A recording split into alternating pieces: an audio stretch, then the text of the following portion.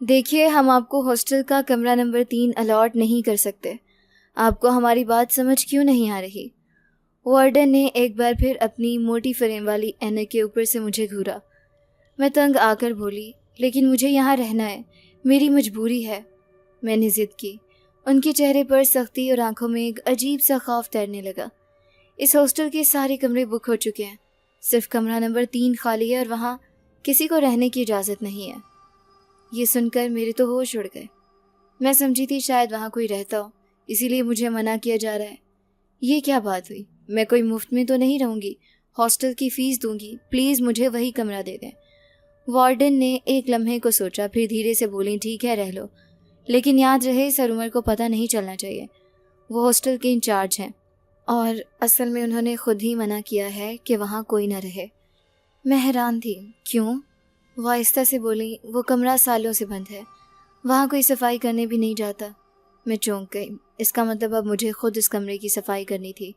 Warden نے ہاتھ اٹھا کر تنبیہ کی، اگر آپ کو کوئی نقصان ہوا تو میں ذمہ دار نہیں ہوں گی، پہلے ہی بتا رہی ہوں۔ میں مسکرا دی کہ مجھے وہاں جا کر کوئی ڈر نہیں لگے گا، میں گاؤں میں اکیلی رہ چکی ہوں۔ یہ ہاسٹل تو پھر بہتر ہے، لیکن مجھے کیا پتا تھا۔ جیسے ہی میں نے کمرہ نمبر 3 کی طرف جانا شروع کیا، ہر گزرتی لڑکی مجھے روکنے لگی۔ ایک گروپ نے آ کر کہا، تم پاگل ہو گئی ہو، وہاں جانا مطلب اپنی زندگی کو جہنم میں جھونکنا ہے۔ میں حیران رہ گئی، کیوں؟ کیا راز ہے اس کمرے کا؟ وہ کچھ نہ بولی، بس چپ چاپ دیکھتی رہی، جیسے میرا تماشا بن گیا ہو۔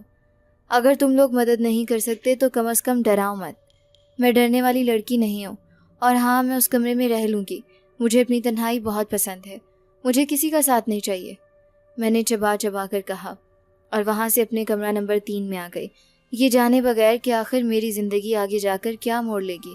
آخر اس کمرے کا راز کیا تھا؟ میرا نام معروف ہے، میری اماں اور ابا گورنمنٹ کی نوکری کرتے تھے، وہ روز بھلوال جاب کے لیے جایا کرتے تھے، ہمارا گاؤں بھلوال سے قریب ہی تھا۔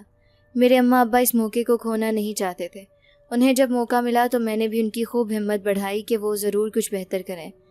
اس وقت میں میٹرک میں تھی، وہ روز آتے جاتے تھے، لیکن بہت زیادہ خرچہ اٹھانا پڑتا تھا، کیونکہ آنے جانے کا خرچ کافی ہو جاتا تھا۔ تبھی میری نانو نے ان سے کہا کہ وہ ادھر ہی کوئی فلیٹ لے لیں۔ اب میں اپنی نانو کے پاس رہنے لگی تھی۔ میری نانو اکیلے ہی اپنے چھوٹے سے کچے گھر میں رہا کرتی تھی، مجھے بھی ان کے گھر میں رہنے کی عادت ہو گئی تھی، کیونکہ بچپن سے ہی مجھے گاؤں بہت پسند تھا۔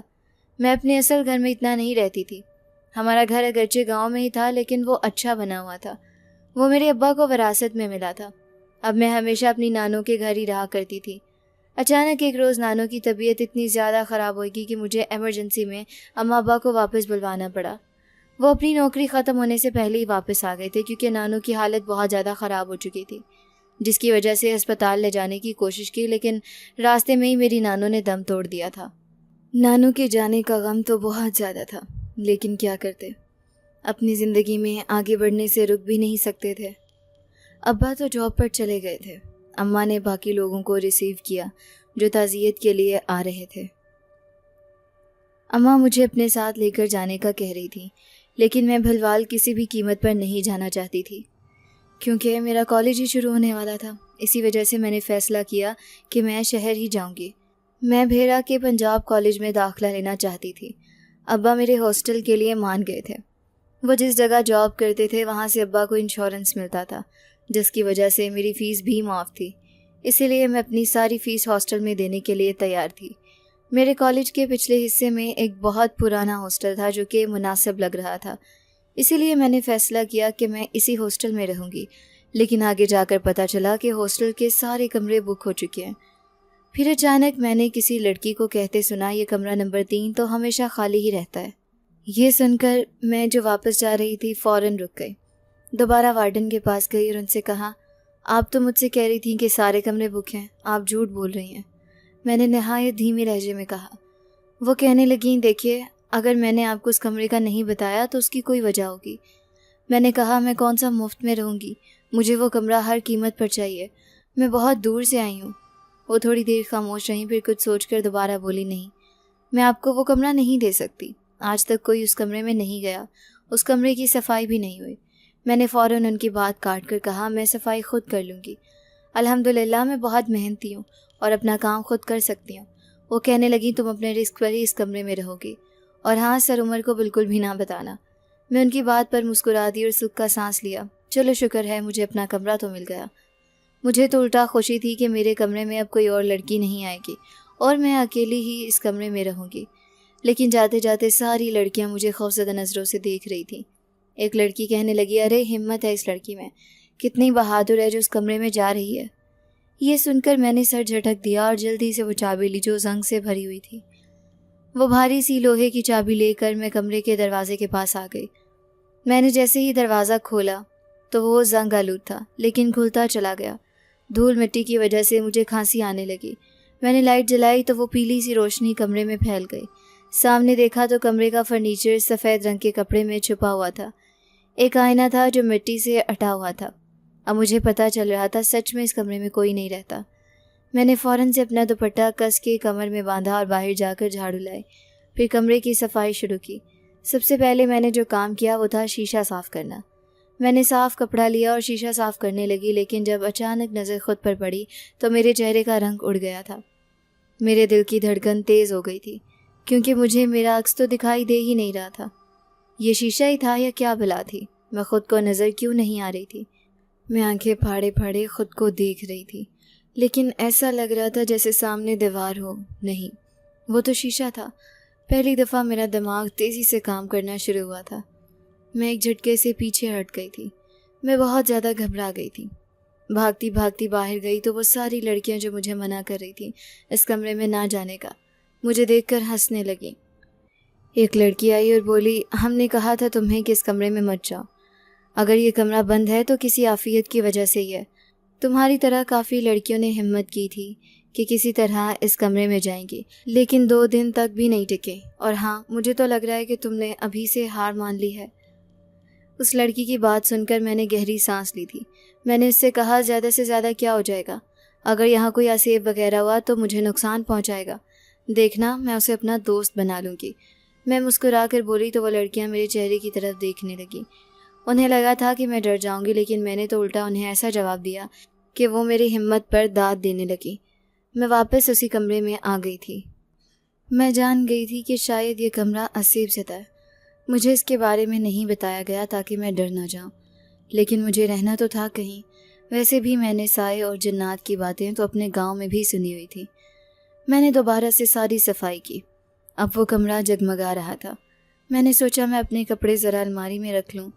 الماری کھولی تو ایک دم میں پیچھے ہٹ گئی تھی۔ سارے پرانے کپڑے الماری سے باہر جھانک رہے تھے۔ وہ نیچے آ کر گر رہے تھے۔ وہ کپڑے میرے قدموں میں پڑے تھے۔ میں نے کپڑے اٹھائے تو عجیب سی بدبو نے میرا استقبال کیا۔ وہ کپڑے اتنے پرانے تھے کہ ان میں سے عجیب سی مہک آ رہی تھی، اور تو اور ان کا تو اسٹائل ہی کچھ اور تھا۔ میں نے وہ کپڑے ایک کالے رنگ کے سیاہ شاپر میں ڈالے اور اپنے کمرے کی ایک سائڈ پر رکھ دیے تھے، جبکہ اب اس کی جگہ اپنے نئے صاف شفاف کپڑے لٹکانا شروع کر دیے تھے۔ کچھ دیر بعد میں نے دوسری الماری کھولی۔ یہاں پر کتابیں ہی کتابیں تھیں۔ اچانک ایک کتاب پر میری نظر پڑی تھی، وہ بھی بوسیدہ حالت میں تھی، مٹی سے ہٹی ہوئی۔ میں نے جب کتاب کھولی تو یہ دیکھ کر میری آنکھیں حیرت سے پھٹی کی پھٹی رہ گئی تھیں۔ اس میں فائزہ نام لکھا ہوا تھا۔ شاید یہ کسی لڑکی کی کتاب ہو، اور وہ سیاہ قلم اور سیاہی استعمال کی ہوئی تھی جو پرانے زمانے میں استعمال ہوتے تھے۔ مجھے تو ایسا لگا جیسے میری روح لرز گئی ہو۔ میں نے ساری کتابیں کھولی تھیں۔ ہر کتاب پر فائزہ کا نام ہی لکھا تھا۔ مجھے لگ رہا تھا جیسے اس کمرے میں مجھ سے پہلے جو لڑکی آئی تھی وہ فائزہ تھی۔ میں نے اس کی کتابیں دیکھیں تو مجھے اس کے ذوق پر بہت خوشی ہوئی تھی۔ میں بہت زیادہ متاثر ہوئی تھی۔ میں نے سوچا کہ کیوں نہ میں یہی ساری کتابیں دوبارہ سے پڑھوں جو اس نے بھی کبھی پڑھی ہوں گی۔ میں نے وہ کتابیں سائڈ پر رکھیں اور اپنی ساری تعلیمی کتابیں اس کے چکر میں رکھتی تھی۔ میں رات کو سو گئی تھی، ویسے بھی بہت زیادہ تھک گئی تھی۔ اماں ابا کو بھی بتا دیا تھا کہ مجھے کمرہ مل گیا ہے۔ اس کے علاوہ میں نے کوئی بات نہیں کی تھی۔ ابھی گہری نیند میں ہی گئی تھی جب اچانک سے میں نے یہ خوفناک خواب دیکھا۔ وہ ایک لڑکی کی آواز تھی۔ اس کے بال بکھرے ہوئے تھے، آنکھوں میں آنسو تھے، اور وہ بہت زیادہ رو رہی تھی۔ وہ بار بار یہی کہہ رہی تھی، نہیں مجھے یہ سب کرنے دو، مجھے اب یہاں رہنے کا کوئی فائدہ نہیں، میں اور قید میں نہیں رہ سکتی، میں اب یہاں قید میں نہیں رہوں گی، لیکن ہاں میرے بعد مجھے یاد رکھنا، اس کو کبھی مت چھوڑنا، جس نے میری زندگی برباد کر دی۔ پھر ایک سریلی سی آواز جس نے اسے جواب دیا تھا، وہ میرے کانوں میں پڑی تھی۔ ارے ایسا مت کرو، میں تمہارے بغیر کیسے جیوں گا، ایسا مت کرو۔ لیکن اس کے بعد جو منظر میں نے دیکھا، وہ لڑکی اپنی جان لے رہی تھی۔ میں چیخ کر اٹھ بیٹھی، میرا چہرہ پسینے سے تر ہو چکا تھا۔ میں نے آگے بڑھ کر لیمپ آن کیا، پانی پیا، لیکن دل کی دھڑکن اب بھی بہت تیز تھی۔ یہ خواب مجھے پہلی دفعہ آیا تھا جس نے مجھے جھنجھوڑ کر رکھ دیا تھا۔ میں نے دل کو سنبھالنے کے لیے آیت الکرسی کا ورد کیا۔ فجر کی اذان ہوئی تو میں نے نماز پڑھی۔ جیسے ہی سلام پھیرا، اپنے کمرے کے اس حصے میں مجھے کسی کی موجودگی کا احساس ہوا۔ کپڑوں کی الماری خود ہی کھل گئی، جس نے مجھے چونکا دیا۔ میں فوراً کھڑی ہوئی اور وہاں جا کر دیکھا۔ ایسا لگا جیسے ہوا کی وجہ سے کھلی ہو، لیکن جیسے ہی نظر دوڑائی، میرے سارے کپڑے جو میں نے طے کر کے رکھے تھے الماری سے نیچے گر گئے تھے اور بکھر گئے تھے۔ میں چپ سی رہ گئی۔ اس سے پہلے کہ میں کپڑے واپس رکھتی، اگلے ہی پل وہ کالے رنگ کا بیگ نیچے گرا اور اس میں سے وہ پرانے بوسیدہ کپڑے باہر نکل آئے۔ میرے حلق سے چیخ نکلی۔ مجھے سمجھ نہیں آ رہا تھا کہ یہ کیا ہو رہا ہے۔ میں نے پھر سے ان سب کو ترتیب دیا اور واپس بیڈ پر آ کر بیٹھ گئی۔ اس ہاسٹل کا نام بھی بہت زیادہ پرانا تھا۔ میں نے سوچا کیوں نہ اس کی تاریخ پر سرچ کروں۔ جب میں نے اس کی تاریخ نکالی تو پتہ چلا کہ آج سے تقریباً 100 سال پہلے یہ ہاسٹل نہیں بلکہ ایک جیل خانہ تھا۔ یہاں قیدیوں کو رکھا جاتا تھا اور وہ زیادہ تر عورتیں ہی ہوتی تھیں۔ یہ ایک برٹش جیل خانہ تھا۔ یہ سن کر میرے چہرے کا رنگ اڑ گیا۔ اس کے بعد کی کوئی بھی خبر مجھے نہیں ملی جس سے پتہ چلے کہ کچھ غیر معمولی ہوا ہو۔ اس کا مطلب یہی تھا کہ تاریخ میں اس کے بعد کچھ بھی نہیں لکھا گیا۔ اگلے روز کالج میں مجھے وہی لڑکیاں ملی۔ وہ میرے پاس خود ہی آ گئیں اور پوچھنے لگیں، ارے کیسی گزری تمہاری رات؟ مجھے تو لگتا ہے تم نے اپنے دوست کے ساتھ بہت انجوائے کیا ہوگا۔ ان کی بات سن کر میرا حلق کڑوا ہو گیا، لیکن میں نے فوراً غصے کو پی لیا اور مسکرا کر بولی، ہاں مجھے بہت مزہ آیا تھا، اور وہ تمہارا بھی پوچھ رہے تھے۔ میں نے انہیں تمہارے کمرے کا بھی بتا دیا ہے۔ یہ سن کر وہ لڑکیاں ڈر گئیں اور وہاں سے بھاگ گئیں، جبکہ میں کہکہا لگانے لگی۔ میں وہ کتاب بھی ساتھ لے آئی تھی جو مجھے الماری سے ملی تھی۔ میں نے پہلا صفحہ کھولا۔ وہاں کافی دلچسپ تحریر لکھی ہوئی تھی، لیکن اس سے پہلے کہ میں کچھ پڑھتی، یہ دیکھ کر میرے رونگٹے کھڑے ہو گئے کہ وہ تحریر آہستہ آہستہ مٹتی جا رہی تھی۔ یہ دیکھ کر میرے ہاتھ کانپنے لگے۔ وہ کتاب میرے ہاتھ سے چھوٹ گئی۔ کچھ لوگوں نے میری طرف دیکھا لیکن پھر اپنے کام میں مگن ہو گئے۔ میں وہاں سے اٹھ گئی۔ اس کمرے کا نمبر 3 تھا اور وہاں رہتے ہوئے مجھے 2 مہینے ہو چکے تھے۔ ان 2 مہینوں میں جو کچھ عجیب منظر اور واقعات میں نے دیکھے، انہوں نے مجھے گھبرا کر رکھ دیا تھا۔ خاص طور پر جب بھی میں اپنے کپڑے الماری میں طے کر کے رکھتی تو وہ خود بخود گر جاتے۔ الماری زور سے کھلتی تھی۔ آخر کار میں نے تنگ آ کر وہی بوسیدہ کپڑے واپس الماری میں رکھ دیے۔ اچانک میری نظر دیوار پر گئی۔ وہاں انگریزی میں ایک نام لکھا ہوا تھا، سروش، جو سرخ رنگ سے تحریر تھا۔ میں حیرت زدہ رہ گئی۔ یہ کس کا نام ہے؟ شاید فائزہ کے کسی محبوب کا ہوگا۔ میں خود ہی یہ سوچ کر ہنسنے لگی، لیکن تبھی لیمپ زور سے سائڈ ٹیبل سے فرش پر گر گیا۔ اس کی آواز نے مجھے ڈرا دیا۔ شیشہ چکنا چور ہو چکا تھا۔ ایک عجیب سی ہوا کمرے میں چلنے لگی۔ مجھے ضرورت سے زیادہ گھٹن محسوس ہو رہی تھی، ایسا جیسے کسی نے میرا یوں اس بات پر ہنسنا بالکل بھی اچھا نہ لگا۔ بے چینی کے عالم میں نے دروازہ کھول دیا۔ رات کے 2 بج رہے تھے اور سب سو رہے تھے۔ پتہ نہیں اس فلور کی لڑکیاں اتنی جلدی کیوں سوتی ہیں، ورنہ دوسرے اور تیسرے فلور پر تو ہمیشہ گہما گہمی رہتی ہے۔ میں تنگ آ کر چھت پر جانے کا فیصلہ کر چکی تھی۔ میں نے موبائل اٹھایا اور چھت پر آ گئی۔ وہاں کوئی نہیں تھا۔ مجھے سکون مل رہا تھا۔ میں ٹینکی پر جا کر بیٹھ گئی اور آسمان کی طرف دیکھنے لگی۔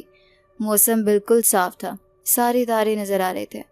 مجھے یاد آیا میں اپنی نانو کے ساتھ رات کے وقت تارے گنا کرتی تھی۔ کیا دن تھے وہ۔ میں خود ہی مسکرا دی، لیکن پھر اچانک میری نظر ایک تارے پر گئی جو باقی سب سے زیادہ نزدیک تھا۔ وہ اچانک ٹکڑوں میں بٹ گیا۔ یہ دیکھ کر میں مسکرا دی۔ بچپن میں ایسے تاروں کو ٹوٹتا دیکھ کر دعا کرتی تھی۔ آج بھی یہی سوچ کر میں اٹھ بیٹھی، اپنے ہاتھ اٹھائے اور دل ہی دل میں دعا کرنے لگی، اے اللہ میرے لیے آسانی پیدا کر دے، مجھے اس ہاسٹل میں رہنے کے لیے ہمت دے، اور جو کچھ میرے ساتھ ہو رہا ہے اس کی وجہ میرے سامنے ظاہر فرما دے۔ میں نے ہاتھ چہرے پر پھیرا ہی تھا کہ اچانک سامنے اس نوجوان کو دیکھ کر میں چیخ پڑی۔ کپ کپ آتے ہوئے بولی، آپ یہاں کیا کر رہے ہیں؟ یہ گرلز ہاسٹل ہے۔ وہ مسکرایا، میرے پاس آیا اور کہنے لگا، تم نے مجھے بلایا ہے، تو مجھے دور سے دیکھ رہی تھی تو مجھے بہت خوبصورت لگی، اور میں تو یہاں کا مینیجر ہوں، آپ کو کوئی کام ہو تو مجھے بتانا۔ وہ یہ کہہ کر وہاں سے چلا گیا۔ جب میں نے دیکھا تو وہ چھت پر ہی اس چارپائی پر لیٹا ہوا تھا۔ میری سانس میں سانس آئی تھی جب میں اس کے پاس گئی اور میں نے اس سے سوال کیا، ارے میں نے آپ کو پہلے تو نہیں دیکھا تھا، آپ اچانک سے یہاں کیسے آئے؟ کہنے لگا، آپ کو پتہ ہے وہ تارا میں ہی تھا جسے دیکھ کر آپ دعا کر رہی تھیں۔ یہ سن کر میں جیسے کرنٹ کھا کر گر گئی۔ وہ میرے چہرے کو دیکھ کر پاگلوں کی طرح ہنسنے لگا اور کہنے لگا، آپ تو بہت ڈرپوک ہیں۔ میں نے فوراً کہا، تمہیں پتہ ہے میں کس کمرے میں رہتی ہوں؟ میں کمرہ نمبر 3 میں رہتی ہوں، جہاں کوئی لڑکی نہیں رہتی سوائے بہادر لڑکی کے۔ تو میں تو پھر اس لحاظ سے بہادر ہوئی، میں نے بڑی سختی سے کہا۔ میری بات سن کر وہ مسکرا دیا اور کہنے لگا، کیا تمہیں ڈر نہیں لگتا اس کمرے میں رہ کر؟ میں نے فوراً جھوٹ بولا، نہیں مجھے تو کوئی ڈر نہیں لگا، وہ کمرہ بھی باقی کمروں کی طرح ہے۔ کہنے لگا، جھوٹ مت بولو، جب وہ کپڑے خود ہی اس الماری میں چلے جاتے ہیں اور جب تمہیں شیشے میں کچھ نظر نہیں آتا تو کیا تمہیں ڈر نہیں لگتا تھا؟ وہ میرے قریب آ کر ایسے بولا جیسے اسے سب پتا ہو۔ میرے پیروں تلے تو زمین نکل گئی تھی، ایسے اس نے میری بولتی بند کر دی تھی۔ جب میں گھبرا کر بولی، تمہیں کیسے پتا؟ میں اسے اوپر سے نیچے تک دیکھ رہی تھی۔ وہ ایک قدم میرے اور قریب آیا اور کہنے لگا، کیا پتا اس سے میرا کوئی تعلق ہو، جس لڑکی کا وہ کمرہ تھا، اور تم نے اس کمرے پر قبضہ کر لیا۔ تم نے اچھا نہیں کیا۔ میری آنکھوں میں آنکھیں ڈال کر شفاقی سے بولا تھا۔ یہ سن کر تو میرے رونگٹے کھڑے ہو گئے تھے۔ میں نے اپنی آنکھیں بند کر لی تھیں کیونکہ وہ بہت قریب تھا۔ جب میں نے اپنی آنکھیں دوبارہ کھولیں تو وہ وہاں سے غائب تھا۔ میں فوراً نیچے دوڑ گئی تھی۔ میں گھبرا کر نیچے آئی تو لڑکیاں کہنے لگیں، ارے تم نے کیا دیکھ لیا ہے جو اتنی گھبرائی ہوئی ہو؟ میں نے بس نفی میں سر ہلایا اور اس کمرے میں چلی گئی۔ پٹاخ سے دروازہ بند کیا تھا۔ لڑکیوں کی آواز ابھی بھی میرے کانوں میں گونج رہی تھی، جو کھلکھلا کر ایک دوسرے سے کہہ رہی تھیں، یہ لڑکی تبھی اتنی ڈسٹرب ہے کیونکہ اس نے اس کمرے میں جو پناہ لی ہے، اب اسے کیا پتا کہ اسے کیا کیا بھگتنا پڑے گا۔ میں دروازے کے ساتھ لگ کر نیچے بیٹھ گئی تھی۔ میں بہت زیادہ رو رہی تھی کہ آخر میں نے بھی کون سی غلطی کر دی ہے۔ جب اگلے ہی پل ایسا لگا جیسے کوئی میرے ساتھ موجود ہو، کسی نے میرے بازو پر ہاتھ رکھا ہو۔ میں نے سر اٹھایا، یہ دیکھ کر میرے رونگٹے کھڑے ہو گئے تھے۔ یہ تو وہی نوجوان تھا۔ میں فوراً اٹھ گئی تھی۔ تم کہاں سے آئے ہو؟ یہاں کیا کر رہے ہو تم؟ میں نے اٹھ کر اس سے پوچھا۔ کہنے لگا، ایسے مت رو، ایسے رونے سے کوئی فائدہ نہیں ہوگا۔ لیکن میں اس سے الگ ہو کر فوراً بولی، دیکھو تم بتا دو تم کہاں سے آئے ہو۔ اگر تم اس کھڑکی سے آئے ہو نا تو میں تمہاری شکایت وارڈن سے کروں گی۔ میں نے انگلی اٹھا کر اسے دھمکی دی تھی۔ کہنے لگا، ایسا کر کے تم اپنی مشکل خود ہی بڑھا لو گی اور پھر تمہیں پتہ چلے گا کہ میں کون ہوں۔ وہ تو جیسے مجھے چیلنج کر رہا تھا۔ میں نے اسے کہا، مجھے پتہ ہے تم ایک مینیجر ہو، اور ایک مینیجر اگر کسی لڑکی کے کمرے میں آ رہا ہے تو پتہ ہے اس سے اس کی جاب بھی جا سکتی ہے۔ تم نے مجھے مجبور کیا ہے، میں وارڈن کو ضرور بتاؤں گی۔ میں نے اسے چیلنج کر کے کہا تھا اور میں نے کہا، جاؤ، چلے جاؤ۔ جب اچانک سے وہ بجلی کی تیزی کے ساتھ وہاں سے کھڑکی سے چلا گیا تھا۔ لیکن میں نے فیصلہ کر لیا تھا کہ میں وارڈن سے ضرور اس کی شکایت کروں گی۔ اگلے روز میں وارڈن سے ملنے چلی گئی تھی۔ وہ کہنے لگی، مجھے پتا تھا تم واپس ضرور آؤ گی ماروخ، اب تم ضرور کوئی شکایت لے کر آؤ گی۔ میں نے تمہیں پہلے ہی کہہ دیا تھا کہ تمہاری کسی بھی شکایت کو میں قبول نہیں کروں گی، کیونکہ تم نے ضد میں آ کر ہی وہ کمرہ لیا تھا۔ میں نے ان سے کہا، وہ بات تو ٹھیک ہے، مجھے اس کمرے سے کوئی شکایت نہیں ہے، مجھے وہ سب بھگتنا پڑے گا، لیکن کیا آپ کے ہاسٹل میں یہ رول بھی ہے کہ وہ مینیجر جب چاہے لڑکی کے کمرے میں آ سکتا ہے؟ میں نے غصے سے کہا تھا۔ جب وارڈن کہنے لگی، یہ کس کی بات کر رہی ہو؟ تو میں نے ان سے کہا، میں اسی مینیجر کی بات کر رہی ہوں جو چھت پر رات کو سوتا ہے۔ یہ سن کر تو وارڈن فوراً ہوشیار ہو گئی تھی۔ کیسی باتیں کر رہی ہو؟ یہ بات باقی لڑکیوں سے مت کرنا، ورنہ ہمارے ہاسٹل کو ہر کوئی چھوڑ دے گا، اس نے رازداری سے مجھے کہا تھا، جبکہ اس کی بات پر تو میرے رونگٹے کھڑے ہو گئے تھے۔ کیا کہہ رہی ہیں آپ؟ مجھے سمجھ نہیں آ رہی۔ جب وہ کہنے لگی، تم ایسا کرنا، تم رات کے وقت میرے کمرے میں آ جانا، میرا کمرہ بیسمنٹ میں ہی ہے، کمرہ نمبر 2، کہو گی تو لڑکیاں تمہیں بتا دیں گی، میں تمہیں ساری بات بتاؤں گی، اور اب تم یہاں سے جاؤ، لیکن خبردار جو تم نے یہ بات کسی کو بتائی۔ تو وہ مجھے دوبارہ وارننگ دے رہی تھی۔ میں وہاں سے کمرے میں چلی گئی تھی۔ جب میں کمرے میں گئی تو یہ دیکھ کر تو میری روح فنا ہو گئی۔ وہ نوجوان اسی شیشے کے سامنے کھڑا تھا، لیکن اس کا عکس شیشے میں نظر آ رہا تھا۔ اس کی آنکھیں جو کہ نیلے رنگ کی تھیں وہ شیشے میں سیاہ رنگ کی دکھ رہی تھیں۔ میری روح تک فنا ہو گئی تھی۔ میں چیخ مار کر اس سے بولی، دفع ہو جاؤ یہاں سے، آخر کون ہو تم؟ جو بولا، یہ تو تمہیں اس کمرے میں آنے سے پہلے ہی سوچنا چاہیے تھا، کسی اور کی چیزوں پر قبضہ کر کے تمہیں شرم نہیں آتی؟ تم جب تک یہاں سے نہیں جاؤ گی میں تب تک تمہیں تنگ کرتا رہوں گا۔ جب میں نے اس سے کہا، فائزہ تمہاری کیا لگتی تھی؟ کیا وہ تمہاری محبت تھی؟ یہ سن کر وہ خاموش ہو گیا، جیسے وہ کہیں اور ہی کھو گیا ہو۔ کہنے لگا، پتہ ہے یہ نام فائزہ نہیں لکھا تھا، وہ اسی نام کی طرف اشارہ کر رہا تھا۔ اس کا مطلب یہ تھا کہ اس کا نام سروش ہی تھا۔ اچھا تو تمہارا نام سروش ہے، اور فائزہ تمہاری کیا لگتی تھی؟ جب وہ خلا میں گھرتے ہوئے بولا، فائزہ میری سب کچھ تھی، فائزہ کی وجہ سے ہی تو میں یہاں ہوں۔ کسی کی ہمت نہیں ہوئی تھی فائزہ کے کمرے میں قبضہ کرنے کی، لیکن تم پہلی اور واحد لڑکی ہو جس میں اتنی ہمت آ گئی ہے۔ تم مجھ سے ڈر ہی نہیں رہی۔ تمہیں پتہ ہے میں کون ہوں؟ وہ آہستہ آہستہ قدموں کے ساتھ میرے قریب آ رہا تھا۔ میں نے اس سے کہا، ضرور تم فائزہ کے چاہنے والے ہوگے۔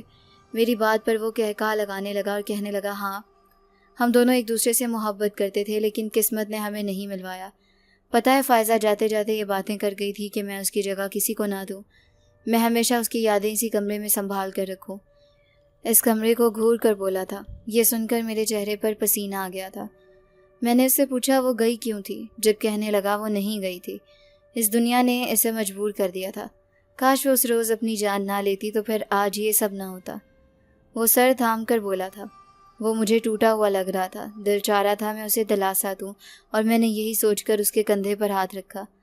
جب میرا ہاتھ تو ہوا میں ہی رہا گیا تھا، میں تڑپ کر رہ گئی تھی۔ اتنے میں اچانک سے وہ غائب ہو گیا تھا، میرے ہوش اڑ گئے تھے۔ رات کے 10 بج گئے تھے۔ میں نے سوچا میں وارڈن کے پاس جاتی ہوں، اور میں یوں ہی اپنے کمرے کو لاک کر کے وارڈن کے پاس چلی گئی تھی۔ اس نے مجھے اپنے پاس بٹھایا اور مجھے بتایا، پتہ ہے تمہیں وہ کوئی مینیجر نہیں ہے، وہ تو ہمارے ہاسٹل میں رہتا ہی نہیں۔ یہ سن کر تو میرے 14 طبق روشن ہو گئے۔ مجھے لگا شاید وہ ہمسائے والے گھر میں رہتا ہو۔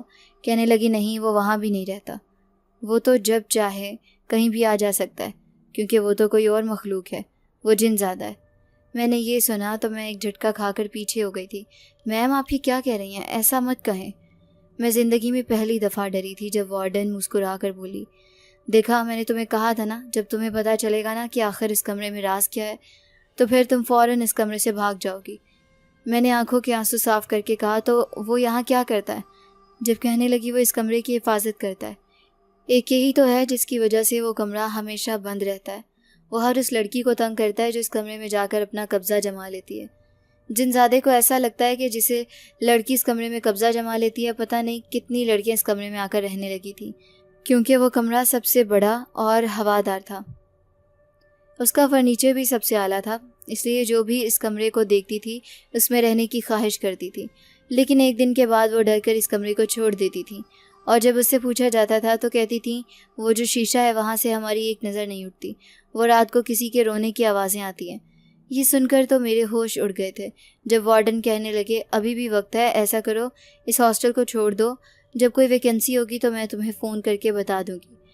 انہوں نے مجھے تسلی دی تھی۔ میں واپس آ گئی تو پھر مجھے الماری کھلی ہوئی دکھائی دی، لیکن اس بار میں نے سب کچھ سہ لیا تھا۔ میں نے سروش کو آواز لگائی، آ جاؤ ادھر، مجھے پتہ چل گیا ہے تم جنزادے ہو، لیکن میں تمہیں کچھ کہنا چاہتی ہوں۔ اگلی پل وہ میرے سامنے آ کر بیٹھ گیا تھا، بہت زیادہ مسکرا رہا تھا۔ جب کہنے لگا، اب اگر تمہیں میری سچائی پتہ چل گئی ہو تو یہ مت سمجھنا کہ میں تمہیں نقصان پہنچاؤں گا، میرا ایسا کوئی ارادہ نہیں ہے، لیکن کیا کریں، اپنا وعدہ اور وفا تو مجھے نبھانی ہے نا، جو میں 100 سال سے نبھا رہا ہوں۔ یہ سن کر میرے چہرے کا رنگ فیک ہو گیا۔ 100 سال؟ میں نے حیرانی سے پوچھا۔ کہنے لگا، ہاں میں 100 سال سے ہی تو اس کمرے کی حفاظت کر رہا ہوں۔ فائزہ سے کیا گیا وعدہ میں کبھی بھی توڑ نہیں سکتا، بس کوشش کرتا ہوں کہ یہ کمرہ خالی رہے، لیکن میں نے کبھی کسی لڑکی کو نقصان پہنچانے کی کوشش نہیں کی۔ یہ سن کر میں تھوڑی دیر خاموش رہ گئی تھی۔ جب مجھے یاد آیا اس نے کہا تھا کہ اس نے اپنی جان خود لی تھی، تو اچانک وہی خواب مجھے یاد آنے لگا تھا، وہ خواب جو ہمیشہ ہر ہفتے میں ضرور ایک دفعہ مجھے آتا تھا، جس میں ایک لڑکی اپنی جان لینے کی کوشش کرتی تھی۔ اس کی وہ چیخ اس لڑکی کی سریلی آواز میں جان گئی تھی کہ یہ جنزادہ ہی تھا۔ جب مجھے گھور کر کہنے لگا، ہاں تم صحیح سوچ رہی ہو، میں الرٹ ہو کر بیٹھ گئی تھی۔ جب کہنے لگا، میں نے سوچا کہ کیوں نہ تمہیں ڈراؤں، اسی لیے تمہارے خواب میں آ کر میں وہی منظر دہراتا تھا، لیکن کاش میری فائزہ میرے پاس واپس آ جاتی۔ میں نے اس سے کہا، آخر اس کے ساتھ کیا ہوا تھا؟ جب وہ بولا، یہ 100 سال پرانی بات ہے، جب میری دوستی اس فائزہ سے ہوئی تھی، اور اس نے مجھے ساری فریاد کی درد بھری داستان سنائی کہ فائزہ کے ساتھ کیسے ظلم ہوئے تھے۔ فائزہ اپنی سوتیلی ماں کے ساتھ بادل پور کے ایک علاقے میں رہتی تھی۔ یہ اس وقت کی بات ہے جب برٹش، ہندو، مسلم سب ایک ساتھ رہتے تھے، اور فائزہ کے باپ نے ایک برٹش عورت سے محبت کی شادی کر لی تھی، جس کی وجہ سے فائزہ کو بہت نقصان اٹھانا پڑا۔ تب وہ برٹش مسلم جن زیادہ کیوں نہ اس وقت جنات عام تھے، اس کی دوستی فائزہ سے ہوئی تھی، کیونکہ فائزہ ہمیشہ چھت پر لیٹے تاروں کو گھورتی رہتی تھی، اور جن زیادہ تاروں کے روپ میں اس کے پاس آتا تھا اور پھر اس سے ملاقات کرتا تھا۔ فائزہ تو ہمیشہ چھت پر چلی جایا کرتی تھی۔ وہ اپنا درد، اپنا دکھ سکھ ہمیشہ جنزادے سے بیان کرتی تھی کہ کیسے اس کی سوتیلی ماں اس پر ظلم کرتی ہے۔ فائزہ کا باپ ایک بہت اچھا جاگیردار تھا جس نے کبھی برٹش زمینوں پر قبضہ کیا ہوا تھا، لیکن وہ مسلم تھا۔ یہ بات برٹش کو کیسے برداشت ہوتی؟ فائزہ ہمیشہ جنزادے سے یہ باتیں کہتی تھی، کاش میرے باپ نے میری باتیں سن لی ہوتی تو آج یہ سب نہ ہوتا۔ میرے باپ کو تو پتہ بھی نہیں ہے وہ برٹش عورت ان سے وہ ساری زمینیں کھینچنا چاہتی ہے، ہڑپ کرنا چاہتی ہے۔ جنزادہ اسے تسلی دیتا تھا، اور پھر ایک روز فائزہ نے جنزادے کو جا کر بتایا تھا کہ کیسے اس کے باپ کی وفات ہو گئی۔ جنزادہ پریشان ہو کر رہ گیا تھا۔ بس پھر اس وقت ضرورت نے اپنا آخری حربہ استعمال کیا تھا۔ اس نے برٹش لوگوں کو یہ سچائی بتائی تھی جو کہ سچ نہیں تھی بلکہ جھوٹ تھی، کہ اس کی بیٹی نے جائیداد کی خاطر اپنے مسلم باپ کو مار ڈالا ہے۔ تو یہ بات سن کر وہ ہوش کھو بیٹھی تھی۔ وہ سب کو یہ سچائی سنا رہی تھی کہ میں اپنے باپ کا قتل کیسے کر سکتی ہوں، میں نے ایسا نہیں کیا، لیکن سارے برٹش مل گئے تھے، ان سب کو زمین چاہیے تھی۔ اور پھر جب جنزادے نے پتہ لگوایا تھا تو یہ بات نکلی تھی کہ یہ تو ساری برٹش کی چال تھی، جنہوں نے اس عورت کو ہائر کیا تھا تاکہ وہ عورت اس نوجوان کو پھنسا کر اس سے دوسری شادی کر کے آہستہ آہستہ اسے ساری جائیداد اپنے نام کروا لے اور پھر آخر کار اسے مار ڈالے اور پھر الزام اس کی بیٹی پر لگا دے تاکہ اس کی بیٹی کے حصے میں وہ جائیداد نہ آئے۔ جنزادہ ہمیشہ فائزہ کو تسلی دیتا تھا، لیکن اس وقت اس علاقے میں عامل اتنے زیادہ تھے کہ جنزادے کی کوئی بھی طاقت کام نہیں آ سکتی تھی۔ جنزادے جتنی مرضی کوشش کرتے اپنی طاقتوں سے انسانوں کو نقصان نہ پہنچا سکتے تھے، اور یوں جنزادہ بس ہمیشہ اپنی موجودگی سے ہی فائزہ کو ایک تسلی دیتا تھا۔ جبکہ فائزہ کو برٹش جیل میں قید کر دیا گیا تھا جو کہ اسی علاقے کی برٹش جیل تھی۔ اب فائزہ وہاں پاگلوں کی طرح قید رہتی تھی۔ وہ چیختی چلاتی تھی کہ اسے اس قید سے رہا کرو، پر کوئی اس کی سنتا تک نہیں تھا۔ اس کو اس کے ماں باپ یاد آتے تھے۔ جنزادہ اس کے پاس ہر چیز لے کر آتا تھا، لیکن وہ ایک کام نہیں کر سکتا تھا، اور وہ یہ تھا کہ فائزہ کو رہائی دلا سکے۔ فائزہ کو اس سے محبت ہو گئی تھی۔ اس نے اپنی محبت کی خاطر دیوار پر سروش کا نام لکھا تھا۔ جنزادہ فائزہ کے لیے بہت سی اچھی کتابیں لے کر آتا تھا۔ فائزہ وہی کتابیں پڑھتی اور اپنے دن گزارتی تھی۔ وہ یہ سوچتی کہ ایک دن جب وہ رہا ہو جائے گی تو وہ جنزادے سے نکاح کر لے گی اور ان کی محبت کامیاب ہو جائے گی۔ ایک دن جنزادہ اس کے لیے شادی کا جوڑا لے کر آیا جو بہت خوبصورت تھا۔ فائزہ نے وہ جوڑا پہنا جب وہ خود کو آئینے کے سامنے دیکھ رہی تھی۔ جنزادہ اس کے پیچھے کھڑا ہوا اور کہنے لگا، تم بہت خوبصورت لگ رہی ہو، اور یہ آئینہ تو اب تمہارے لیے ہی بنا ہے۔ آج کے بعد اس آئینے میں تمہارے علاوہ میں کسی کا بھی عکس نہیں دیکھوں گا۔ یہ سن کر فائزہ ہنسی، لیکن پھر رونے لگی۔ وہ کہنے لگی کہ اسے لگتا ہے جیسے وہ کبھی اس قید سے رہا نہیں ہوگی۔ یہ سن کر جنزادے نے اسے تسلی دی۔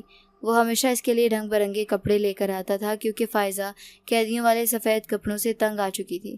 وہ صرف جنزادے کی وجہ سے وہ کپڑے پہنتی تھی۔ فائزہ کو روشنی سے نفرت ہو گئی تھی۔ اسے سفید رنگ بالکل بھی پسند نہیں تھا۔ اس کی آنکھیں چندھیا جاتی تھیں۔ اس کی خاطر جنزادے نے پیلے رنگ کی مدھم روشنی پورے کمرے میں لگا دی تھی تاکہ فائزہ کو سکون مل سکے۔ یوں وہ دن آ گیا تھا جب فائزہ کی رہائی کا وقت قریب آ گیا تھا۔ وہ ہمیشہ کے لیے اس قید خانے سے آزاد ہونا چاہتی تھی۔ جنزادہ اس کے لیے بہت خوش تھا۔ اس نے فیصلہ کیا تھا کہ اگلے روز ان کا نکاح ہوگا۔ جب سنوائی کا دن آیا، وہ عدالت گئی۔ برٹش حکومت نے اعلان کیا کہ فائزہ کو ابھی رہائی نہیں ملے گی بلکہ اسے کچھ دن مزید قید میں رہنا ہوگا، کیونکہ اس نے اس انسان کو مارا ہے جس نے اسے پیدا کیا تھا۔ یہ سن کر وہ تڑپ گئی اور چیخنے لگی، پاگلوں کی طرح چیختی چلاتی رہی۔ اسے سنبھالنے والا کوئی نہیں تھا سوائے جنزادے کے، جو کسی کو نظر بھی نہیں آ سکتا تھا۔ اسے اس عورت پر غصہ آ رہا تھا۔ وہ دوبارہ اس قید خانے میں واپس آئی۔ اب وہ شدید ذہنی اذیت میں مبتلا ہو چکی تھی۔ اس نے فیصلہ کیا کہ وہ خود کو مکمل طور پر ختم کر دے گی۔ اسے لگنے لگا کہ اس دنیا میں رہنے کا کوئی حق نہیں جہاں انصاف نہیں ہوتا۔ یہاں گناہگار سکون سے زندگی گزار رہا ہوتا ہے جبکہ کمزور پر ظلم ہوتا ہے اور کسی کو ترس نہیں آتا۔ یہاں صرف پیسہ بولتا ہے، جس کا سکہ چل گیا اسی کی حکومت ہوتی ہے۔ وہ روتی جا رہی تھی اور جنزادہ اس کے آنسو پونچھ رہا تھا۔ اچانک فائزہ نے فیصلہ کیا کہ وہ اپنی جان سے ہاتھ دھو بیٹھے گی۔ اس نے جنزادے سے وعدہ لیا کہ میرے جانے کے بعد سب کو بتانا کہ میرے ساتھ کیا ہوا تھا۔ یہ کمرہ اب کسی بے گناہ کے لیے قید خانہ نہ بنے۔ فائزہ نے کہا، مجھے اس کمرے سے محبت ہو گئی ہے لیکن اب میں یہاں نہیں رہ سکتی۔ میرے بعد یہ تاریخ یاد رکھی جائے گی کہ ایک بے گناہ عورت اس قید خانے میں دم گھٹ کر مر گئی۔ جنزادہ اسے منع کرتا رہا، اسے روکتا رہا، لیکن فائزہ تھک چکی تھی۔ آخر کار وہ خود کو ختم کرنے پر مجبور ہو گئی۔ اس کے جانے کے بعد جنزادے نے اس کے سارے کپڑے جلا دیے، بھسم کر دیے۔ شادی کا جوڑا ٹکڑوں میں تقسیم کر دیا، لیکن پھر اس نے فیصلہ کیا کہ اب اس قید خانے میں کسی کو داخل نہیں ہونے دے گا۔ جو عورت بھی آتی جنزادہ اسے ڈرا دیتا، وہاں سے نکال دیتا۔ یوں اتنے سال تک جنزادہ اپنی محبت کی خاطر فائزہ سے کیا گیا اپنا وعدہ نبھاتا رہا تھا۔ جیسے ہی بٹوارا ہوا تھا تو اس کے فوراً بعد جنزادے نے اس برٹش عورت کو ڈھونڈا تھا جس کی وجہ سے فائزہ اس نتیجے پر پہنچی تھی۔ وہ اس عورت کو ڈھونڈ چکا تھا اور پھر اس نے اس عورت کو تنگ کیا تھا۔ وہ ساری زمینیں اس سے واپس لے چکا تھا۔ حیرت انگیز بات تو یہ تھی کہ اس زمین میں یہ ہاسٹل کا حصہ بھی شامل تھا۔ جب میں نے جنزادے کی یہ باتیں سنی تو میں ہکا بکا رہ گئی۔ ان کی ناکام محبت کی کہانی سن کر میری آنکھوں میں آنسو آ گئے تھے۔ مجھے یقین نہیں آ رہا تھا کہ فائزہ نے اپنی زندگی میں کیا کچھ برداشت کیا ہے۔ میں تو جیسے گمسم ہی ہو گئی تھی۔ میں نے اس سے شکوہ کیا تھا کہ کاش تم اس وقت اپنی طاقت کا استعمال کر سکتے تو آج ایسا نہ ہوتا۔ وہ کہنے لگا جیسے ہی بٹوارا ہوا تھا اس کے بعد ہی ہماری طاقتیں کام میں آئی تھیں، کیونکہ ان سب کا ہم پر سے دھیان ہٹ گیا تھا۔ تب میں نے اپنی طاقتوں کا بھرپور فائدہ اٹھایا تھا۔ عورت کو میں نے اتنا ذلیل کیا تھا کہ وہ ذہنی مریضہ بن گئی تھی، یہاں تک کہ اس نے اپنے گناہ تسلیم کیے اور یوں وہ جیل کی چکی پیستے پیستے ہلاک ہوئی۔ وہ غصے اور نفرت سے بول رہا تھا۔ میں نے اسے تسلی دی۔ میں نے اس سے کہا کہ تم فکر مت کرو، اب تو مجھے اس کمرے سے بالکل ڈر نہیں لگ رہا۔ تمہیں گھبرانے کی ضرورت نہیں ہے۔ میں فائزہ کی کسی بھی چیز کو ہاتھ نہیں لگاؤں گی۔ اس کی یہ یادیں ایسے ہی رہیں گی، اس کی کتابیں، اس کے کپڑے سب ایسے ہی پڑے رہیں گے۔ اس آئینے میں مجھے میرا عکس تو نظر نہیں آتا، لیکن اب مجھے اس کا شکوہ بھی نہیں ہوگا۔ میں نے ایک نظر ادھر ادھر دوڑائی تو دوبارہ بولی کہ یہ پیلی روشنی تو اب مجھے بہت زیادہ سکون دیتی ہے۔ ہاں، مجھے کبھی پڑھائی کرنی ہوتی ہے تو میں موبائل کی ٹارچ آن کر لیتی ہوں، پر میں بھی نہیں چاہتی کہ فائزہ کی یادیں اس کمرے سے دور جائیں۔ یہ سن کر وہ مسکرا دیا تھا۔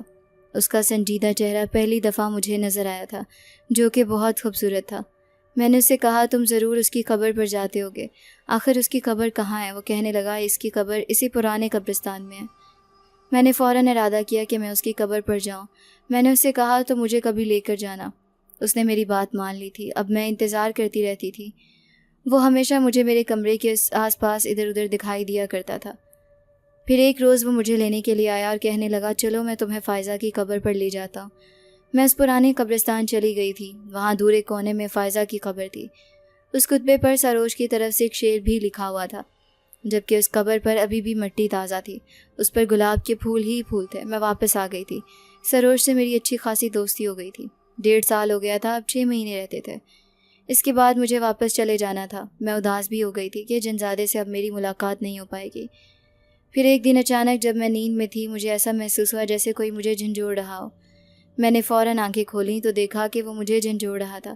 سروش، میں فوراً اٹھی۔ وہ کہنے لگا جلدی چلو، کمرہ نمبر 213 کی لڑکی کو جا کر بچا لو۔ یہ سن کر میں گھبرا گئی تھی۔ یہ کیا کہہ رہے ہو تم؟ وہ کہنے لگا مجھے پتہ چلا ہے کہ وہ لڑکی تنگ آ کر خاموشی سے کچھ کرنے لگی ہے۔ تم جاؤ اور دیکھو، اگر وقت پر نہ گئی تو وہ ضرور اپنی جان لے گی۔ جاؤ اور اسے بچاؤ، وہ مجھے جھنجھوڑ کر کہہ رہا تھا۔ میں ہڑبڑا گئی تھی۔ میں نے آنکھیں مسلتے ہوئے اٹھنے کا ارادہ کیا اور جلدی سے کمرہ نمبر 213 میں چلی گئی۔ جب میں وہاں پہنچی اور دیکھا تو میرے حلق سے چیخ نکل گئی تھی۔ فوراً جا کر میں نے اس لڑکی کی ٹانگیں پکڑ لیں اور اسے بچا لیا۔ یہ تم کیا کرنے والی تھی؟ تمہیں شرم نہیں آتی پاگل لڑکی؟ اتنی زندگی سے تنگ آ گئی ہو؟ زندگی سے کوئی تنگ آئے تو اس سے لڑنا سیکھو، نہ کہ اسے ختم کرنا۔ میں نے اسے سمجھانے کی کوشش کی۔ وہ میرے گلے لگ گئی تھی، کہنے لگی کاش ساری لڑکیاں تم جیسی ہو جائیں، تو پھر کوئی اتنا مایوس کیوں ہو؟ وہ روتے روتے مجھ سے کہنے لگی اس نے مجھے دھوکہ دیا ہے۔ میں نے اسے پوچھا کس نے دھوکہ دیا ہے؟ وہ کہنے لگی وہ لڑکا ہمارے کالج کا ہی ہے، مجھ سے پیار کرتا تھا۔ میں اس کے پیار میں اتنی بہکتی چلی گئی کہ خود کو ہی بیچ دیا، اور اب جب پیار نبھانے کی بات آئی ہے تو وہ پیچھے ہٹ گیا ہے۔ اب مجھے پتہ چلا ہے کہ اس نے تو بس ٹائم پاس کیا ہے۔ اب میں اتنی مایوس ہو گئی ہوں کہ میرے جینے کا تو کوئی حق نہیں، کوئی مجھے اپنائے گا۔ وہ روتے ہوئے مجھ سے بولی۔ اس کی بات پر مجھے بہت غصہ آیا تھا۔ میں نے اسے احساس دلایا کیا کرنے جا رہی تھی؟ کیا تمہیں اپنے ماں باپ کا بھی لحاظ نہیں رہا؟ اس لڑکے نے تمہیں دھوکہ دیا تو کیا اپنے ماں باپ کو بھی تم نہیں سوچو گی؟ اگر تم یہاں سے چلی جاتی تو کیا تمہارے ماں باپ جی پاتے؟ لوگوں کی باتوں کو برداشت کر پاتے؟ جب لوگ انہیں تانے دیتے کہ دیکھو اس کی بیٹی تو ایک لڑکے کے لیے اپنی جان دینے جا رہی تھی، تو وہ لڑکی میرے گلے لگ کر روتے ہوئے بولی مجھے معاف کر دو، کاش میں نے پہلے یہ سب سوچا ہوتا۔ تم نے جو مجھے سمجھایا شاید کوئی اور اتنے درد اور اتنی سچائی سے نہ سمجھا پاتا۔ تم بہت اچھی ہو، تم ہی تو کمرہ نمبر 3 میں رہتی ہو نا، شاید اسی لیے تم میں اتنی ہمت ہے، کیونکہ جو اس منحوس سمجھے جانے والے کمرے میں رہ سکتا ہے وہ واقعی بہادر ہوتا ہے، اور تم تو وہ ہو جو دوسروں کو بھی مایوسی کی دلدل سے نکال سکتی ہو۔ اس کے آنسو میرے کندھے بھگو رہے تھے اور میرا دل فخر سے بھر گیا۔ وہ لمحہ میرے لیے زندگی بدل دینے والا تھا۔ جب میری نظر پیچھے گئی تو دیکھا سروش ہمیں دیکھ کر مسکرا رہا تھا، ایک ایسی مسکراہٹ جو دل کو سکون دے، جیسے وہ خوش ہو کہ آج ایک جان بچ گئی۔ اور شاید اسی لیے اس دن کے بعد مجھے کمرہ نمبر 3 پر شرمندگی کی بجائے فخر ہونے لگا۔ اب جب بھی کوئی لڑکی ہنستے ہوئے یا طنز کرتے ہوئے کہتی کہ تم اس منحوس کمرے میں رہتی ہو تو میں پوری شان سے مسکرا کر سوچتی، ہاں وہی کمرہ جہاں ایک ایسا جنزادہ رہتا ہے جو زندگیوں کو بچاتا ہے، جو مایوسی کے اندھیروں سے لوگوں کو نکالتا ہے۔ اس جنزادے سے تو مجھے عجیب سی انسیت ہو گئی تھی۔ میں نے اس کا دل سے شکریہ ادا کیا اور نرمی سے پوچھا، تم خود کیوں نہیں گئی اسے بچانے؟ تو وہ خاموش ہو کر کچھ دیر بعد بولا، یہی تو طریقہ فائزہ نے بھی اپنایا تھا۔ میں نے اپنی آنکھوں سے اسے اس حال میں دیکھا اور وہ منظر آج تک میری آنکھوں میں قید ہے۔ میں چاہ کر بھی ہمت نہیں کر پایا۔ وہ وحشت، وہ منظر مجھے برباد کر دیتا ہے۔ وہ ایک بار پھر اداسی میں ڈوب گیا تھا۔ میں نے اسے تسلی دی، دیکھو اگر تم اسی طرح خود کو ماضی میں قید رکھو گے تو فائزہ بھی کبھی سکون نہیں پا سکے گی۔ ہاں اس نے غلط راستہ چنا، مگر جو اس کے ساتھ ہوا وہ بھی زیادتی تھی، لیکن تم تو اس سے آگے نکل سکتے ہو۔ تم چاہو تو اس کے حصے کا سکون پا سکتے ہو۔